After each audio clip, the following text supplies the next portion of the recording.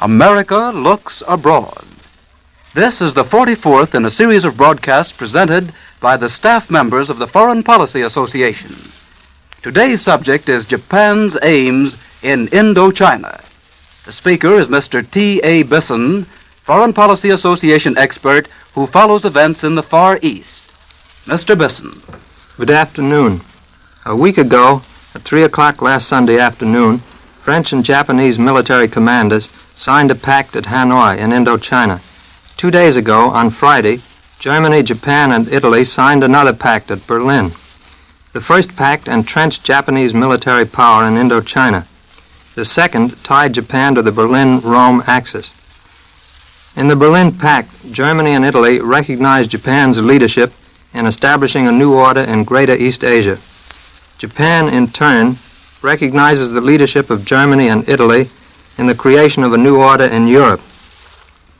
The important fact about these reciprocal pledges is that Germany is giving Japan a free hand in Southeast Asia.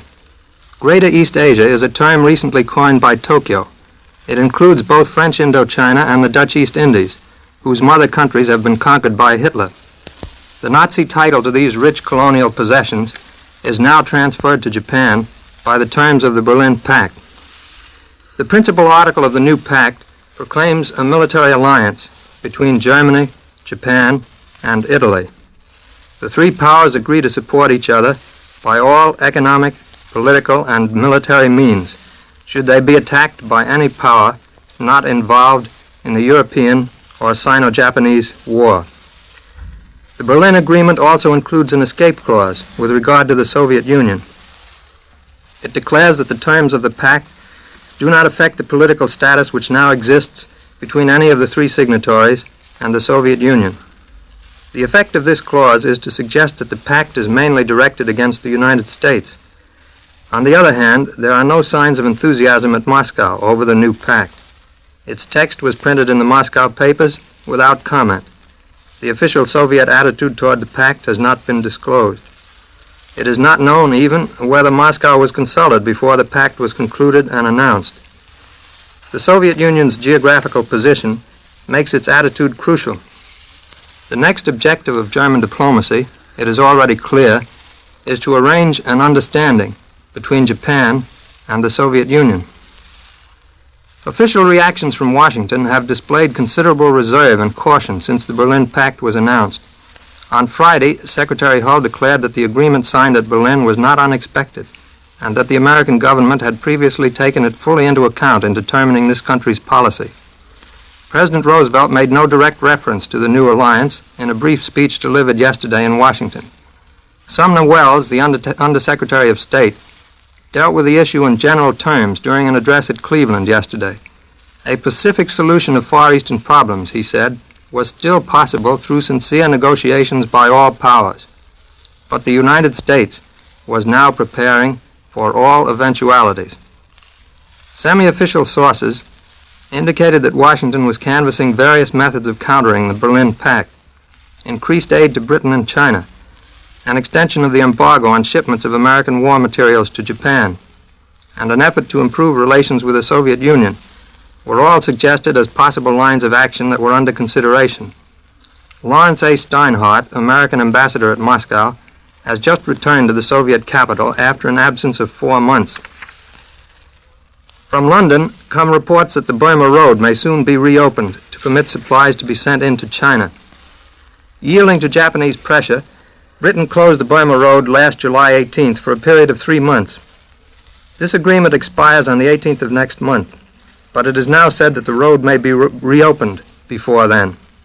The same reports from London indicate that an Anglo-American-Australian defense agreement permitting use by the American Navy of Singapore and other British bases in the Pacific is expected to be reached shortly. Conclusion of the Berlin Pact is closely connected with recent developments in Indochina. Early this month, Tokyo was vigorously pressing its demands at Hanoi, with reports that Japanese officers had presented an ultimatum to the French officials there. On September 3rd, announcement of the British-American deal on destroyers and bases was made. This strong evidence of Anglo-American cooperation was immediately extended to the Far East. On the following day, Secretary Hull declared that if reports of a Japanese ultimatum to the Hanoi authorities proved well-founded, the effect upon public opinion in the United States would be unfortunate. Lord Halifax, British Foreign Secretary, made a statement on Indochina in the House of Lords, while the British and American ambassadors delivered formal representations at Tokyo. There were also emphatic indications from Washington that the United States intended to keep the American fleet in the Pacific. Finally, on September 5th, Secretary Hull conferred at Washington with the British ambassador and the Australian minister, suggesting that concerted measures in the Pacific were under consideration. These carefully timed and closely coordinated moves apparently had their effect in Tokyo, and the Japanese pressure at Hanoi temporarily relaxed. During the next 2 weeks, Secretary Hull had several further conversations with the British ambassador and the Australian minister. By mid-September, it had become known that these talks involved consideration of possible use by the United States of British naval and air bases in the Pacific, including Singapore. From Tokyo came warnings against this growing measure of British-American collaboration in the Far East. On September 19th, an imperial conference met at Tokyo. These conferences, in which the emperor meets personally with his highest officials, have occurred rarely in Japanese history. They always meet to consider matters of the highest importance. The Imperial Conference of September 19th, it is now known, met to ratify the new alliance. 3 days later, or last Sunday, the Indochina Pact between France and Japan was announced at Hanoi. The situation which existed in Indochina undoubtedly helped Germany win Japan to the alliance. Germany could signify its good intentions toward Japan by offering to surrender its claim to Indochina, and then to make this offer concrete by bringing pressure on the French government at Vichy to yield to Japan's demands. Here was tangible evidence to Tokyo that Germany recognized Greater East Asia as a Japanese sphere of influence.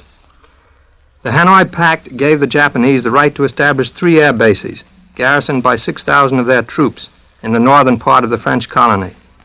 It was apparently provided that these troops should enter Indochina by way of Haiphong, the main seaport. The agreement was hardly signed when a Japanese force moved across Indochina's northeastern border. French colonial troops on the spot resisted this advance. Hostilities thus begun seem to have continued, with the French forces being gradually driven back on Hanoi. For a time it was thought that these hostilities had led to cancellation of the pact. On Thursday, however, 2,000 Japanese troops landed without opposition near Haiphong and were led to quarters provided by the French under the terms of the pact. It remains to be seen whether this peculiar Japanese occupation of Indochina, both by invasion and by agreement, is to continue. When the Hanoi Pact was proclaimed, the Indochina authorities declared that the military facilities granted Japan were in exchange for Japanese guarantees to respect the territorial integrity of the colony. The Japanese invasion across Indochina's northern border has already belied this pledge. The expressed belief of the Hanoi authorities that the colony's integrity can be maintained is thus open to serious question. Even the concessions made in the pact, apart from the invasion, represent a formidable entering wedge. First, 6,000 Japanese troops are admitted. Then 3 air bases are established. After that, the French may find it impossible to resist additional encroachments. Tokyo will be spurred, moreover, by powerful incentives to convert its partial occupation into full control. Japan's aims in Indochina are threefold: to dispose of the colony's economic resources, to secure a base for operations against China, and to obtain a base for further expansion into Southeast Asia. The air bases in northern Indochina will provide somewhat better possibilities of carrying the Japanese air attack into China's southwest, but air offensives alone are not likely to prove decisive. The difficulties of a Japanese drive into China, in fact, are extremely formidable. The terrain is highly mountainous. The Chinese can easily destroy the many tunnels and bridges along the railway leading into Yunnan province. These difficulties are so great that many qualified observers do not believe that Japan would primarily utilize the colony as a base for attack on China. China, indeed, may strike first and place the Japanese on the defensive. Japan's third aim in Indochina, perhaps its paramount aim, is to convert the colony into a base for expansion into Southeast Asia, toward Siam, British Malaya, and the Dutch East Indies. Japanese control of Indochina would lead to pressure on Siam and might conceivably open up the railway leading down the Malayan Peninsula. At the end of that peninsula lies Singapore. Naval bases in Indochina would also be of great assistance to Japan's moves in Southeast Asia.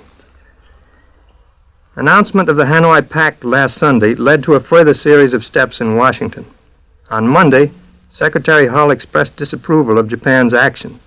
He noted that in Indochina, the status quo is being upset and that this is being achieved under duress, and declared that the United States had repeatedly stated its position in disapproval and deprecation of such procedures.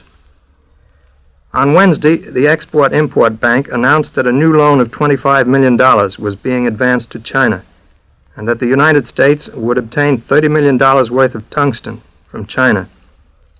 This was the third of such loans to China, although there was one important difference between this and the earlier loans.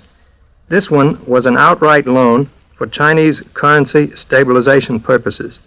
The earlier loans in December 1938 and March 1940 had stipulated that China must use the credits to purchase American products. On Thursday of this week, a third step was taken at Washington. The President issued orders prohibiting the export of iron and steel scrap, effective October 16th, with but two exceptions, the countries of the Western Hemisphere and Great Britain.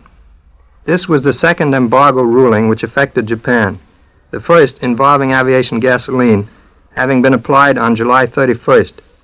By exempting Britain, it clearly singled out Japan. On the other hand, the delay until October 16th was seen as holding out to Japan the possibility of a retreat on the Indochina issue. Any likelihood of such an outcome, however, disappeared on Friday with announcement of the Rome-Berlin-Tokyo Pact. Under the new conditions thus created, a reappraisal of American policy in the Pacific is required.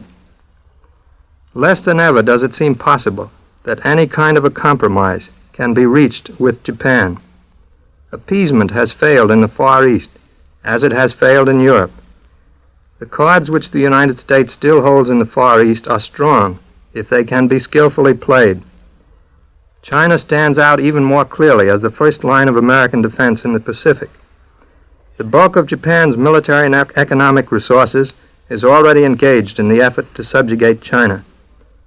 Here lies the Achilles heel of Japan's present position.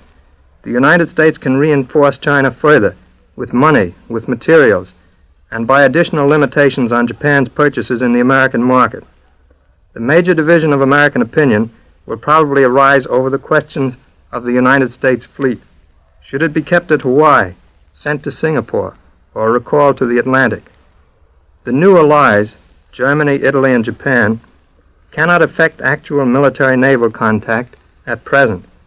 To this extent, their cooperation is limited and even involves an element of bluff. Only the Soviet Union offers the possibility of an immediate contact between Germany and Japan. Both Germany and Japan will undoubtedly make a determined effort to win Soviet support. Yet the Soviet Union's interest in maintaining China's resistance to Japanese encroachment should give American diplomacy in this sphere a distinct advantage over Japan.